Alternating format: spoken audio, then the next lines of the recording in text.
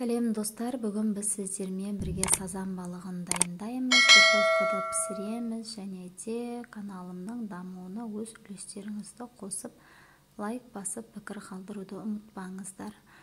Алдымен маринад дайындаймыз. Ол үшін біз 150 грамм сұйық майымызға чесноктың 2 тілімін ғана үккіштен өткізіп қосамыз. Және де 1 шай қасық қара бұрышымызды қосамыз, және де ащы қызыл бұрыштан 1 қасық қосып, паприкамыздан 1 қасық қосып, лимонымызды ортасынан бөліп жартысының соғын сығып маринадқа қосамыз.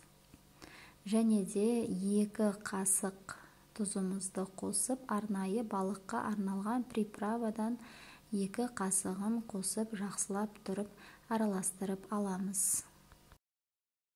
Маринадымызды жақсылап араластырып, дайындап алғаннан кейін, балығымыздың ішін сыртын толықтай тазалап жуып аламыз. Және де видеода көрсетілгендей етіп, 2 жағынан тіліп шығамыз. Дайындап алған маринадымызды балықтың ішіне, сыртына толықтай жағып шығамыз.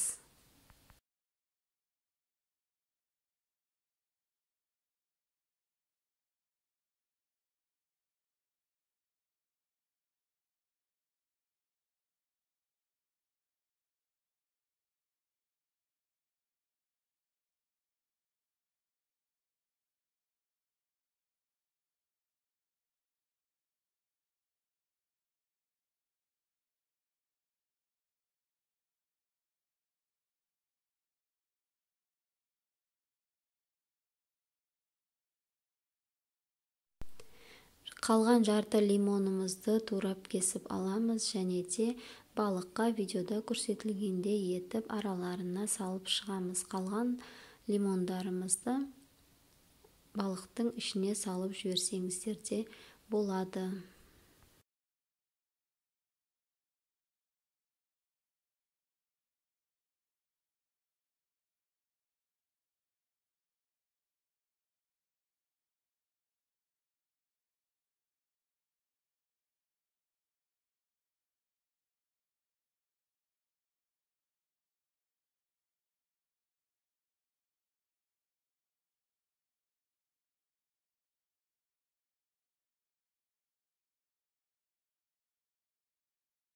Дайын болған балықтың үстіне 2 қасық көлемінде тұзымызды сеуіп, 200 градуста қызып тұрған пеште балығымызды 25-30 минуттай пісіріп аламыз.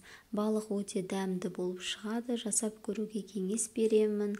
Және де каналымның дамуына өз үлестеріңізді қосуларыңызды сұраймын. Осы видеоны өз туысқандарыңызбен бөлісулеріңізді сұраймын. Астарыңыз дәмді болсын. Лайк басып, пікір қалдыруды ұмытпаңыздар.